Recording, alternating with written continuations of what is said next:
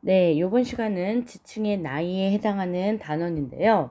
일단 지난 시간까지 우리가 배웠던 것들과 좀 많이 겹쳐서 그렇게 어렵진 않을 거예요. 하지만 나이를 상대적으로 볼 것이냐, 절대적으로 볼 것이냐 이렇게 되면서 절대 연령, 즉 계산하는 문제가 잠깐 나오거든. 그거는 조금 다르게 새롭게 체감할 수는 있습니다. 일단 들어가 보자. 지사학이란 뭐냐면 얘들아, 지사학이란 지구의 역사를 연구하는 학문이에요. 지구의 역사를 연구하는 학문 이렇게 나와있지? 그걸 지사학 이렇게 얘기를 합니다. 일단은 어떤 연구냐라고 얘기한다면 지층이나 암석 이것의 선후관계를 따지는 거야. 우리가 지금까지도 많이 해왔습니다. 격변설과 동일과정의 원리 이렇게 나와있지 얘들아. 일단 격변설, 동일과정의 원리 이 중에서 동일과정의 원리를 기반으로 할 건데 왜 그런지 보자. 격변설은 갑자기 산맥이나 골짜기들이 만들어졌다라는 거야. 갑자기 뿅 이런 식으로. 그런데 우리는 이제 알고 있잖아. 아주 천천히 지각 변동을 받아온 건 대륙들이 이동하면서 그렇지? 그렇기 때문에 일단 격변설이 갑자기 밑도 끝도 없이 이렇게 나온 건 아니고 대멸종과 같은 예시 때문에 그래서 나타나게 된 겁니다. 그러니까 아주 조금 일리는 있어요. 하지만 동일과정의 원리 이게 팩트인데 이거는 무슨 말입니까? 현재 상황을 관찰해 본 거야. 그런데 산이 만들어지고 또는 계곡으로 이렇게 깎이고 이런 일이 천천히 일어나더라 라는 거죠. 그럼 지금만 그럴까? 과거에는 갑자기 뿅 격변설로 인해서 만들어졌다가 지금만 천천히 일어난다? 그건 말도 안 될 거 아니야. 따라서 현재 일어나는 일은 과거에도 동일하게 일어났을 거야 라고 말하는 원리고요. 그래서 현재가 과거를 여는 키다, 열쇠다 이렇게 얘기를 합니다. 동일과정 원리를 바탕으로요. 지사학 법칙 우리가 5가지를 배울 건데요. 동일과정의 원리를 바탕으로 이렇게 지층의 선후관계를 결정하는 법칙이에요. 첫 번째 수평태죽의 법칙.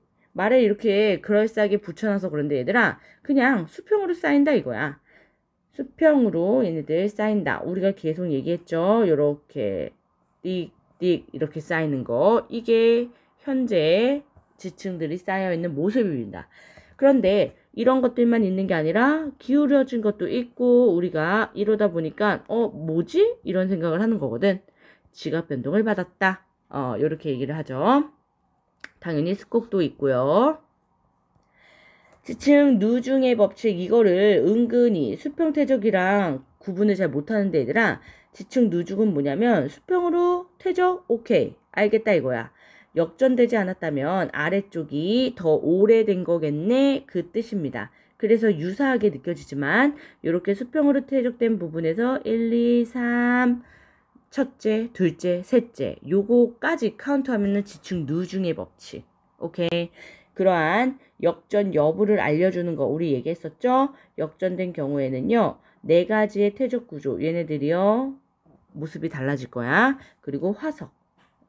화석은 오늘 잠깐 나오고 다음 시간에 자세하게 배울 건데 화석이 대부분의 학교에서 중간고사에 안 들어가요. 그러니까 일단은 이렇게 해서 선생님이 중간고사 대비에 이론은 끝낼 예정입니다. 물론 학교별로 시험 범위가 확정되면 추가 내용은 들어가겠죠. 걱정하지 마시고요. 화석으로 또는 퇴적 구조로 지층의 상하를 판단하니까 누가 첫째인지 우리가 알 수 있다라는 겁니다.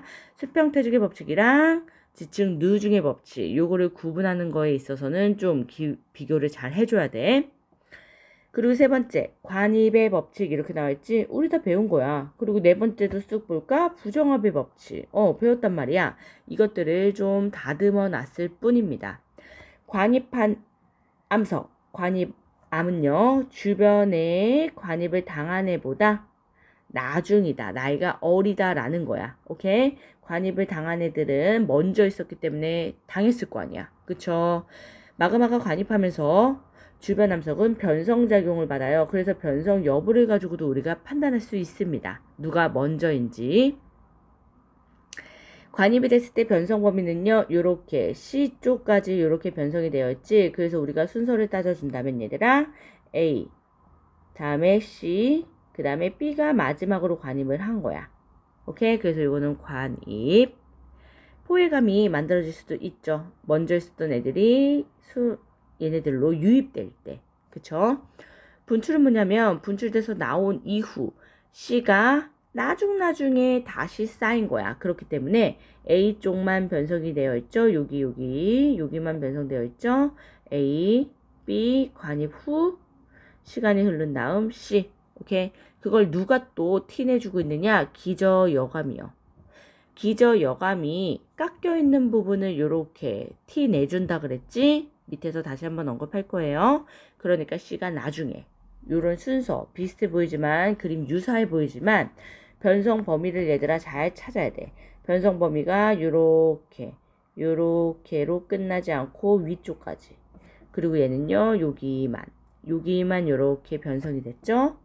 이런 거 잘 보시고요. 부정합 법칙 이렇게 나와 있지? 부정합 법칙은요, 매우 긴 시간 텀이 있을 때 우리가 그렇게 부정한 면 이렇게 얘기해 준다 그랬죠? 그때요, 암석의 종류 및 상태 등 이런 것들도 변하지만 화석이 우리한테 엄청난 힌트를 줄 겁니다. 화석의 변화가요. 부정한 면 위에요, 기저여감이 있는데 이 기저여감은요, 아래층 지층 깎인 거야. 이렇게 융기한 상황에서 얘네들이 아래층에 있는 것들이 풍화 침식될 때 가벼운 것들은 다 날아가 버려. 그런데 묵직한 무거운 것들이 이렇게 남은 거거든. 못 날아가고 못 쓸려가고. 따라서 기저여감은요 누구 것이냐? 하부 지층 거. 오케이? 하부의 지층이 침식을 받아서 생긴 겁니다. 그러니까 누구의 성질을 가지고 있다? 하부 거. 중요하겠죠? 동물군 천위의 법칙 이렇게 나올지 얘들아. 동물군 천위의 법칙 여기서부터 우리가 조금 화석을 알아야 되는데 사실 여기서는 포커스가 고생대 때 누구 거, 신생대 때 누구 거 이런 것들을 말하는 건 아니고요. 화석이 발견됐을 때 위쪽에서 조금 더 진화된 화석이 발견될 거다 그 뜻이야. 좀 더 복잡하고 진화된 건 당연히 시대가 더 흘렀을 때일 거 아니야. 그러니까 위쪽에서 나중에 생성된 지층 위에 있을 거야. 이렇게 말하는 거야. 오케이? 그러다 보니 멀리 떨어진 곳에서 화석도 비교하다 보면 우리가 선후관계 알 수 있다라는 거예요.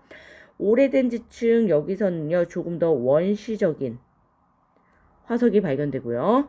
산출되는 동물의 화석군들이 새로운 지층 위쪽으로 갈수록 진화되었다. 요것만 언급하는 게 동물군 천위의 법칙이에요. 각각 고생대, 중생대, 신생대 얘네를 비교하기 시작하면 우리가 뒤에서 좀 더 디테일하게 보는 부분이 될 거고 동물군 천위의 법칙은 위쪽이 역전되지 않았다면 더 진화된 화석이다. 요런 정도. 절단관계의 법칙은요. 학교에서 굳이 언급하거나 안 하거나 이런 차이인 건데 왜냐면 법칙이라고 하기에는 좀 미미하고 그냥 끊어졌을 때 우리가 선후관계를 찾을 수 있다는 겁니다. 어떤 부분이냐. 잔리남석이 나중에 만들어진 거다라는 건데요. 보자. 잔리남석이 나중에 만들어진 게 아니라 먼저 만들어졌다라는 건데요. 이런 식으로 관입을 했었대. 그래서 먼저 관입을 했고 이렇게 단층이 생긴 거야. 너무 직선으로 그려졌나? 단층이니까 조금 사선으로 그려볼까요? 이렇게 끊어졌다는 거지. 그러면은 이걸 어떻게 표현할 수 있느냐? 여기에서 우리가 끊어진 부분 때문에 관입했던 부분이 이렇게 옮겨갔다는 거지. 무슨 말인지 이해돼요? 그래서 얘가 먼저 끊어진 단층이 나중 요 뜻이에요. 그러다 보니 요거는 법칙으로 말하기가 조금 미미하죠. 오케이. 넘어가 봅니다.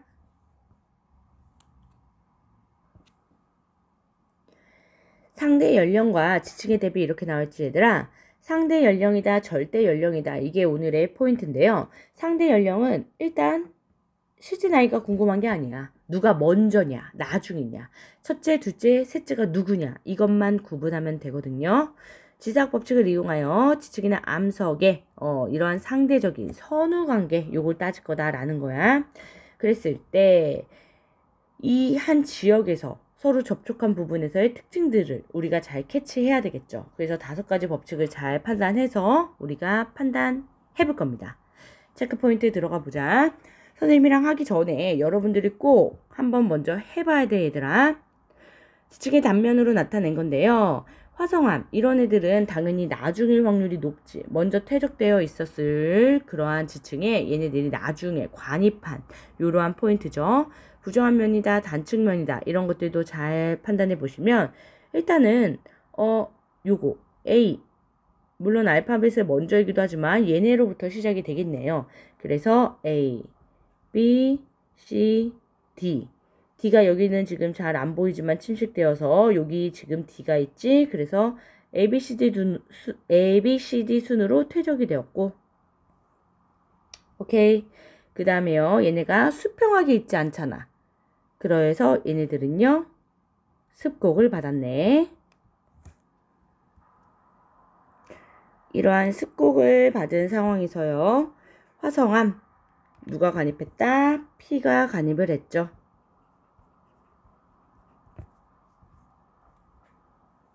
선생님이랑 답 맞추기 전에 꼭 해봐야 된다고 했어.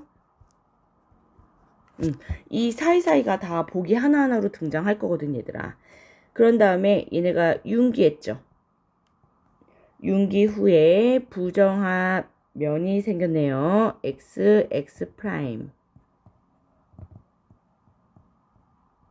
오케이. 그리고 나서 얘네들 침강했겠지. 그 위에 또 쌓였으니까. 그런 다음 E, F, G가 퇴적을 하고요. 그 다음에 정단층이야, 역단층이야. 상반이 아래로 내려갔네요. 그래서 정단층이지. F, F 프라임. 그리고 Q의 관입. 마지막에 Q가요. 단층.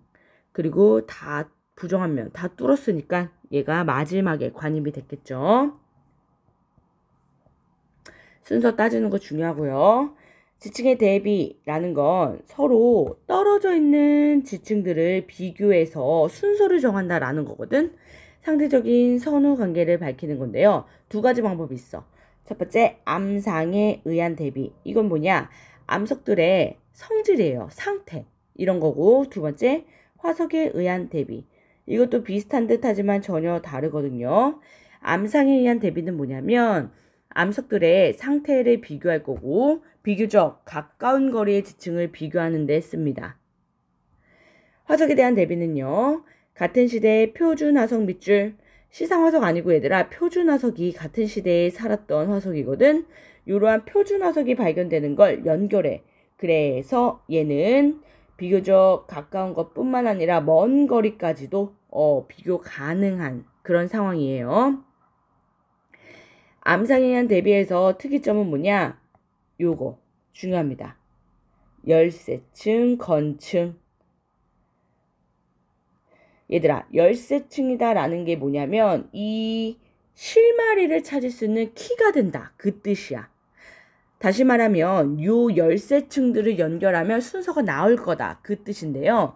특징이 매우 뚜렷해서 지층을 비교할 수 있는 대비가 비교야 기준이 되는 층입니다.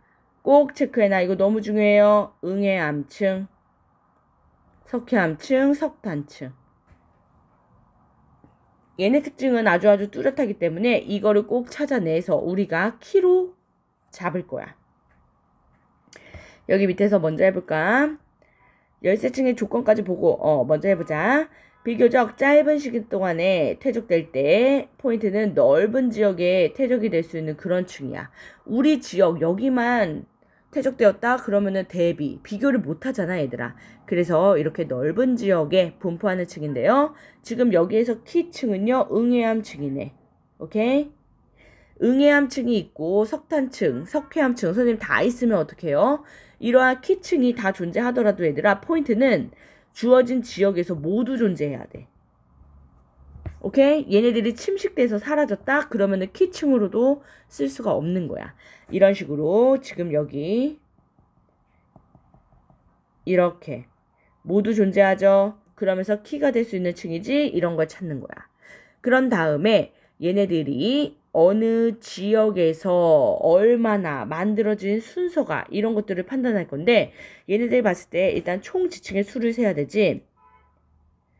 이 키층으로부터 아래에 있는 애 1, 2, 3, 4 넷째다 이거야. 키층이 이 나 지역에서는요.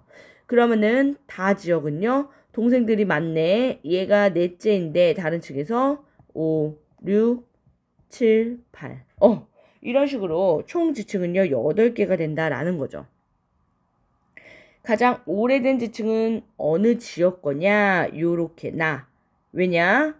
키층으로부터 이렇게 연결된 연결고리를 이렇게 연결했을 때 그 아래에 첫째가 나이가 제일 많잖아. 아래쪽으로 많은 지층을 가지고 있는 거 이런 게 오래된 지층이에요. 그럼 가장 나중에 만들어진 지층은 누구냐? 키층으로부터 동생들이 엄청 많이 태어났지? 얘네들이 나중에 만들어진 지층. 이해됩니까?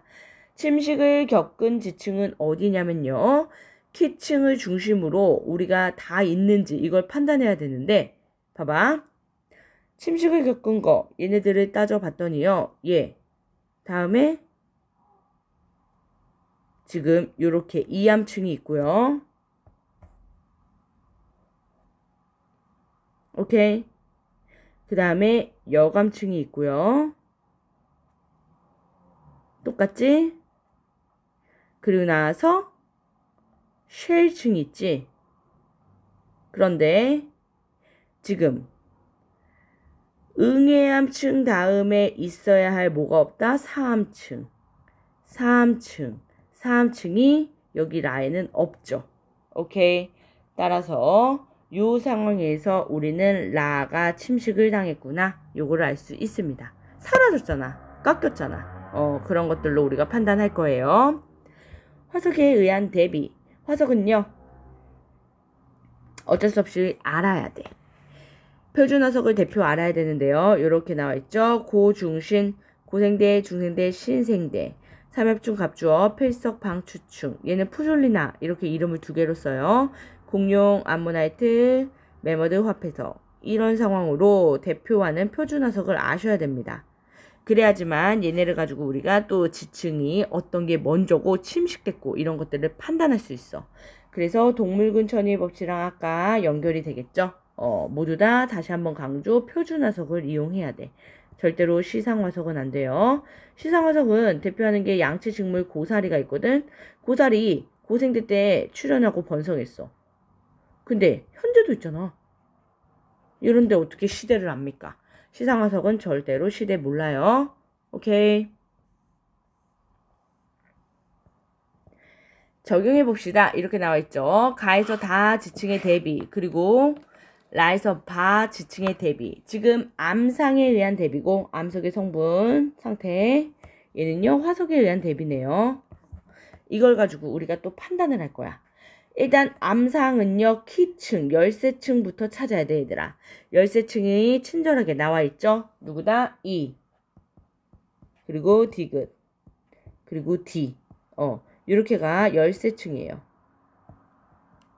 나머지 여러분들 꼭 먼저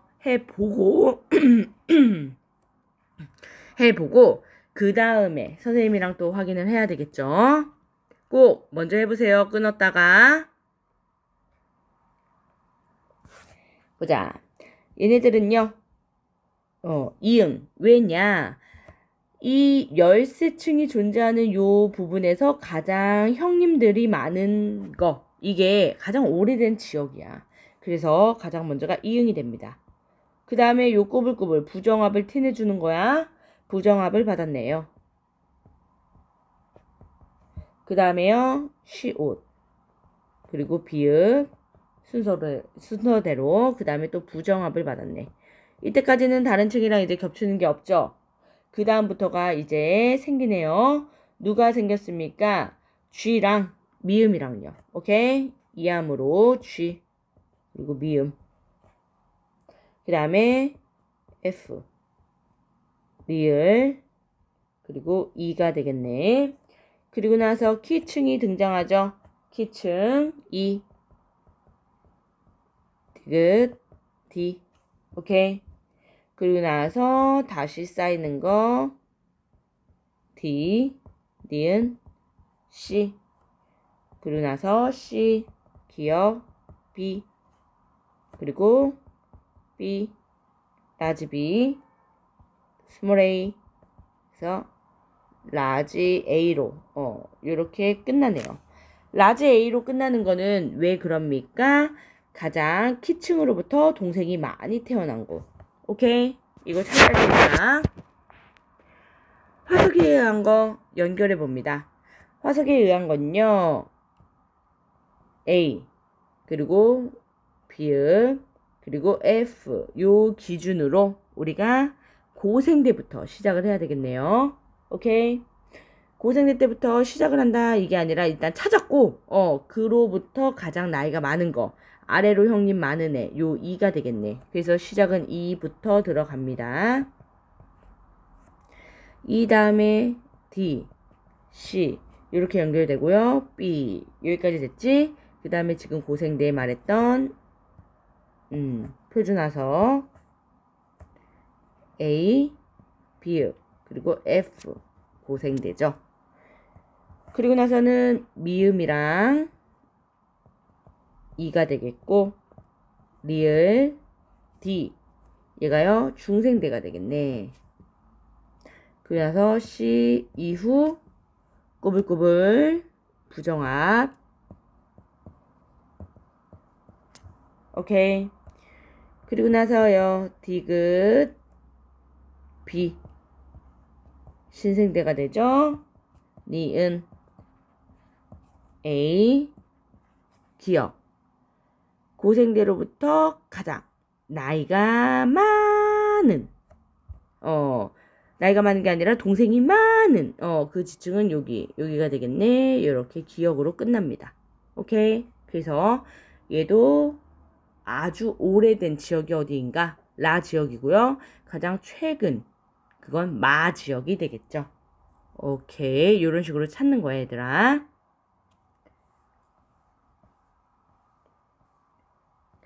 상대 연령 얘보다 요 절대 연령 이거의 체감 난이도가 더 높아요. 요것도 별로 어렵진 않은데 여러분들이 괜히 수식 같은 게 이렇게 등장하다 보니까 조금 헷갈려 합니다. 요것들 같이 볼게요. 앞서 말했던 얘들아 상대 연령과 달리 요 절대 연령은 첫째가 몇 살이냐 둘째가 몇 살이냐 요거까지를 말하는 거야. 그러다 보니까 그냥 첫째 둘째 셋째 이런 순서만이 중요한 게 아니라 아예 수치로 이렇게 발생 시기를 나타내는 겁니다. 그걸 누가 알려줄 거냐면 방사성 동위원소 이렇게 나와있지. 방사성 동위원소가 우리한테 힌트를 줄 거야. 우리가 그걸 가지고 알아낼 거거든요. 그러면은 요게 뭔지부터 배워야 되겠지. 동위원소는 얘들아 양성자 수는 같지만 원자번호는 같지만 중성자 수가 달라지는데 그게 질량수 변화로 이렇게 연결돼요.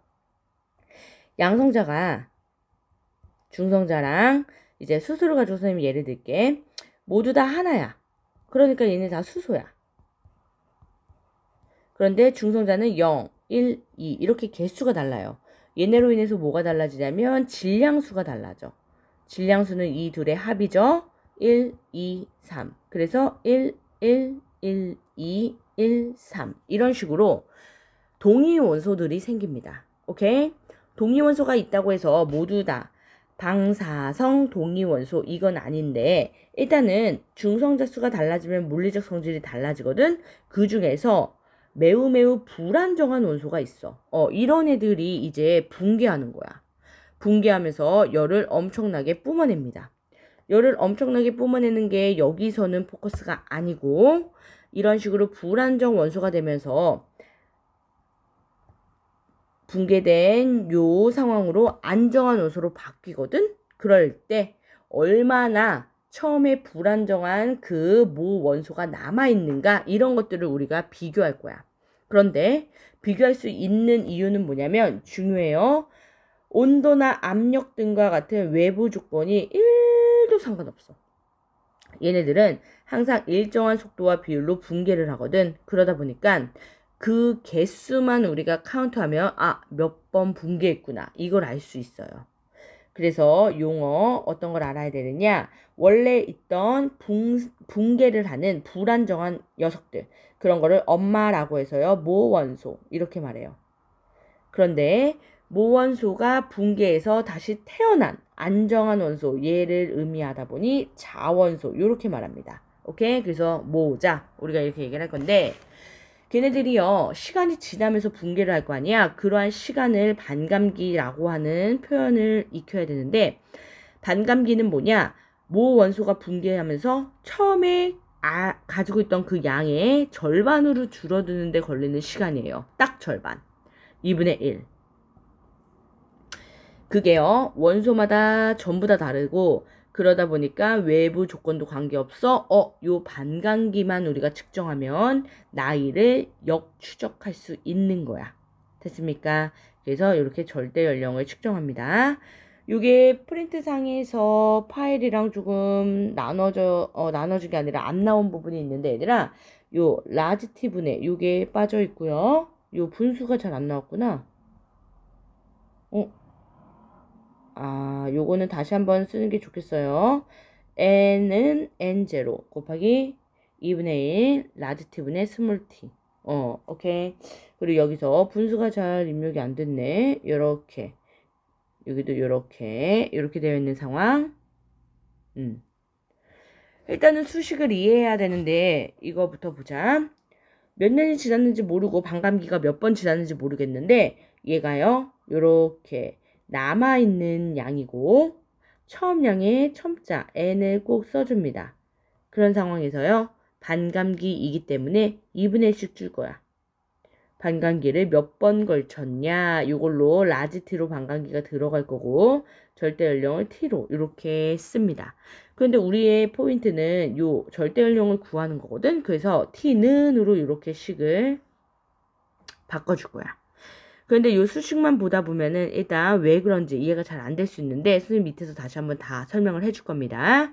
얘를 일단 넘깁니다. 처음 양의 비례 대비 나중에 양 얼마나 남았는가 이걸 볼 거고 그러면 2분의 1 라지티분의 스몰 t 요 상황만 남겠죠. 그거를요 반감기를 몇 번 거쳤는지 요 반감기 횟수로 이렇게 치환해서 놓을 거야. 왜 그런지 볼 겁니다. 그러면 우리가 요 관계가 나오거든요. 밑으로 가서 좀 설명을 할게. 일단 요 표는요. 반감기가 다 다른 요 불안정한 방사성 원소들의 반감기를 표현한 표고 얘네들이 어떻게 써먹히는지 요 설명 이후에 들어갈게요.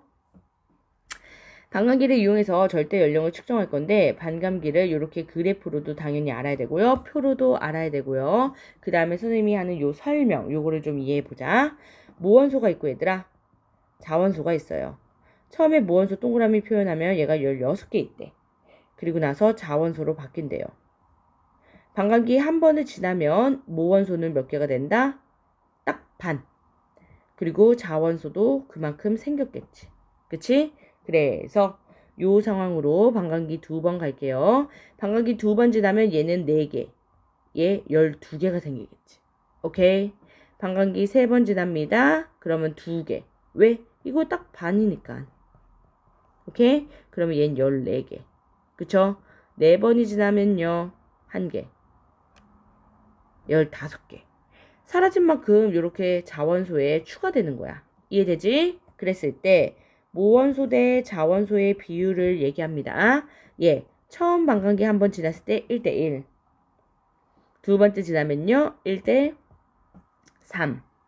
세 번째 지나면요. 1대7. 네 번째 지나면 1대15. 이렇게 됐지? 그랬을 때 모원소가 남아있는 이 비율 얘만 얘기한다면 얘들아 몇? 2분의 1. 총 양 중에 모원소의 비율 이거는 비례 배분이야. 3분의 1이 아니라 4분의 1이 되겠지. 그치? 요거는 비례 배분 개념이야 얘들아. 그리고 나서 요렇게 8분의 1이 될 거고 지금 모원소에 남아있는 비율 찾는 거야. 16분의 1이 되겠지. 이해됩니까? 이것들을 어떻게 바꿀 수 있느냐? 2분의 1로 한 번 지났다 이거야. 얘는요. 2분의 1 된 게 두 번 지났다 라는 거야. 얘는요. 2분의 1을 세 번 지났다. 얘는요. 2분의 1에 네 번 지났다. 오케이. 그래서 이것들이 얘들아 반감기 횟수가 되는 거야. 반감기 한 번, 두 번, 세 번, 네 번 지났을 때의 모습. 그러면 다시 올라옵니다. 처음에 요 수식이 이해가 잘 안 됐을 텐데 얘들아 봐봐. 반감기와 절대 연령 요 관계에서 t분의 라지 t분의 스몰 t 여기가 왜 반감기 횟수가 되는지 이해되죠? 그러면 우리는 요렇게 수식을 쓸 수 있고 우리가 지금 궁금한 건 여기 절대 연령 얘가 반감기 곱하기 반감기 횟수다. 요게 아주 많이 쓰일 거야. 중요합니다. 그래서 여기 보시면은 지금 모원소의 비율이 반 남았고 4분의 1 남았고 8분의 1 남은 요 상황을요. 우리는 요렇게 2분의 1의 제곱 그게 2회 2분의 1의 세제곱 그게 3회 이런 식으로 바로바로 이제 연결할 수 있어야 돼. 이해됩니까? 그래프 잠깐 볼게요. 반감기를 그래프에서 어떻게 알려주느냐 여기 횟수가 딱 50% 남아있는 요 비율 있지? 모원소는 원래 있었기 때문에 시작 원래 100%에서 시작하고요. 이렇게 내려갈 겁니다. 그리고 자원소는요. 처음엔 빵이잖아. 그래서 빵 퍼센트에서 이렇게 생성될 거야. 그들의 교점 여기가 뭐다? 반감기. 반감기는 원소마다 다르다 그랬어. 그러니까 이거는 그래프 보는 법이에요. 오케이? 딱 50%씩 1대 1이 되는 지점. 그때가 처음 반감기. 오케이? 반감기는요. 원소마다 다 다르거든. 그래서 어떠한 원소를 가지고 우리가 반감기를 측정할 것이냐 이것도 중요합니다. 반감기를 측정하는 게 아니라 어떠한 원소의 반감기를 이용해서 절대 연령을 측정하느냐. 정정.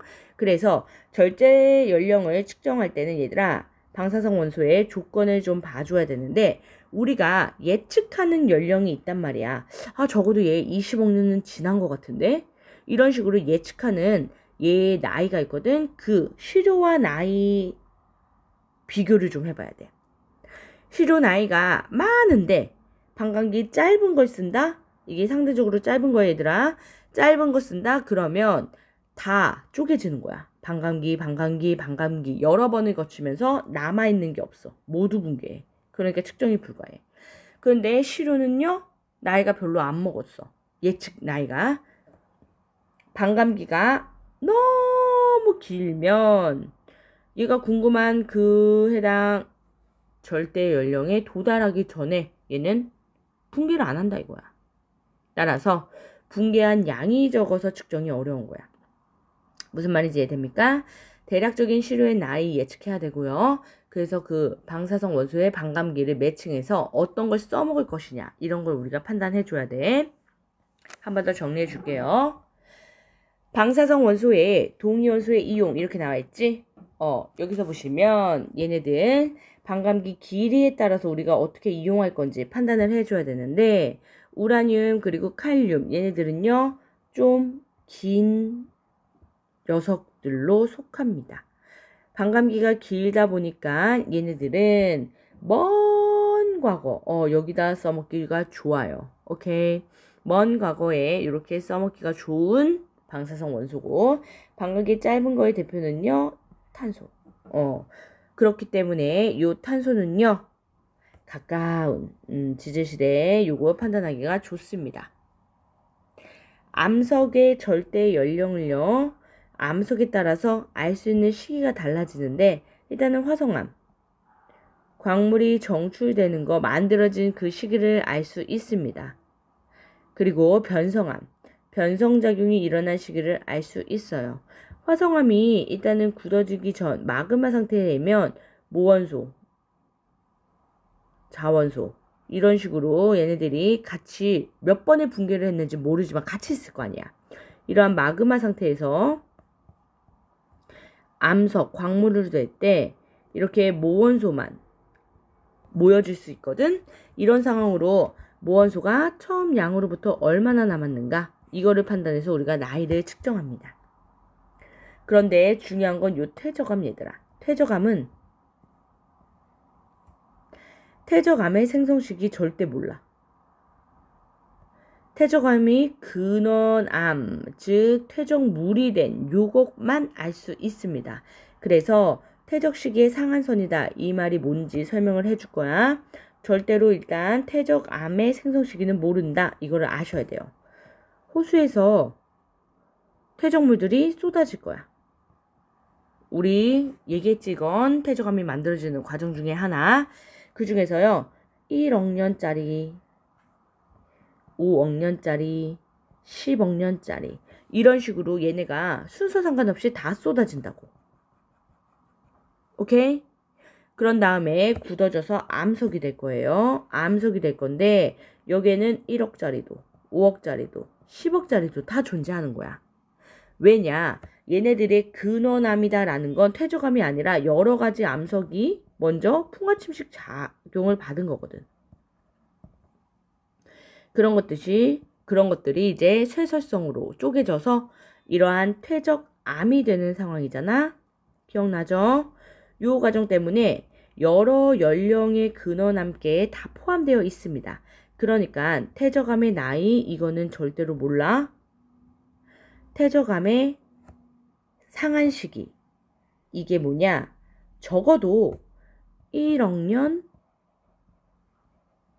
보다는 짧다 이거야. 왜? 가장 나이가 적은 퇴적물이요 1억이니까 적어도 얘가 퇴적된 시기는 1억 년보다는 짧을 것이다. 이 정도만 알 수 있다고요. 무슨 말인지 이해돼요? 그래서 우리가 퇴적된 시기 정확하게 절대 몰라요. 적어도 어느 정도 그 퇴적물들 중에서 나이가 가장 어린 녀석 걔보다는 짧을 것이다. 이렇게 판단합니다. 밑에 탐구해 봅시다. 요거 들어가면요. 일단은 모원소의 양만 나와 있네요. 그래도 우리는 50% 찾으면 돼. 거기가 반감기. 그래서 얘는 시간 단위를 잘 봐야 돼. 이것 때문에 또 틀립니다. 2억 년. 처음에 양의 2분의 1로 줄어드는 시간이에요.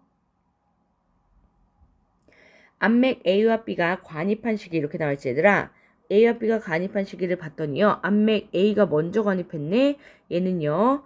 1, 2, 3, 4에 해당하는 요 지금 요렇게 되어 있는 지층의 부정한 면에 같이 잘렸으니까. 그리고 암맥 B가 더 나중에 뚫고 갔다가 얘는 여기서 부정한 면. 그치? 요런 상황이네요. 얘네들 요걸 가지고 우리가 찾아내야 돼. 어떻게 찾아냅니까? A, B의 모원소 X가 25%, 4분의 1 남았고 얘는 2분의 1 남았네. 그럼 우리는 몇 번을 거쳤는지 그걸 찾는 거야. 얘는 한 번. 얘는요. 이렇게 표현하면 안 되지. 2분의 1로 바꿔줘야지. 얘는 두 번.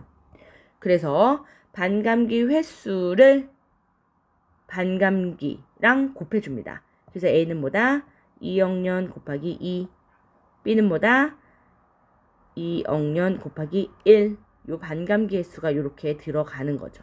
그래서 A는요 4억 년, B는요 2억 년. 오케이? 그래서 4억 년 전, 2억 년 전에 얘네들이 관입한 거고 이 절대 연령을 이렇게 추측하면 4억 년에서 2억 년 사이다. 우리가 이렇게 찾는다는 뜻이에요. 그래서 단순히 누가 먼저다 이거 말고 실제 수치적으로 표현한다. 요겁니다. 방사성 원소 요러한 첨자들이 잘 안 나왔네요. 14탄소의 이용인데 얘들아, 14탄소는 일단 자연계에 존재하고 있어요. 일부지만. 자연계에서 존재하는 훨씬 많은 녀석은 12탄소예요. 12탄소로 존재하는데 극히 일부가 방사성 탄소 14탄소로 존재합니다. 얘는 왜 만들어지냐면 요 14질소랑 중성자가 우주로부터 날아오면서 결합해. 그랬을 때 이렇게 방사성 탄소가 돼요. 또 반대로 14탄소가 이런 식으로 쪼개져. 그럼 다시 14질소가 되면서 다시 이런 식으로 비율이 유지되거든. 그러면 대기 중에 탄소 비율 이렇게 나와있지 얘들아. 대기 중에 14탄소 붕괴하고요. 만들어지고 이러다 보니 12와 14의 비율이 일정합니다. 계속. 방사성 원소들은 주변의 온도 압력 상관없이 계속 일정하게 붕괴한다. 이렇게 얘기했었지. 그런 상황에서요. 요게 어디에다 쓸 수 있는지 포인트야. 살아있는 생물체랑 죽은 생물체랑 이게 달라집니다. 살아있는 생물체들은 얘들아 14탄소만 거르고 12탄소만 거르고 이런 게 아니지. 걔네들은 다 그냥 흡수해. 뭐를? CO2를. 여기는 12도, 14도 포함되어 있죠? 광합성을 합니다. 그러고 나서 이렇게 또 방출해. 어떻게? 호흡으로. 그러다 보니까 호흡을 하면서 광합성을 하면서 이러한 생물체들의 12탄소와 14탄소가 계속 왔다 갔다 같은 비율로 존재하는데 죽은 생물에서는 탄소 공급이 중단되죠. 그래서 14탄소와 12탄소의 비율이 변하기 시작하는 거야. 이 비율 변화로 우리가 언제 죽었는지 경과 시간을 예측할 수 있습니다. 이럴 때 방사성 원소, 우리가 미라 이런 것들을 역추적해서 연령을 알아내는 연구를 해요. 오케이.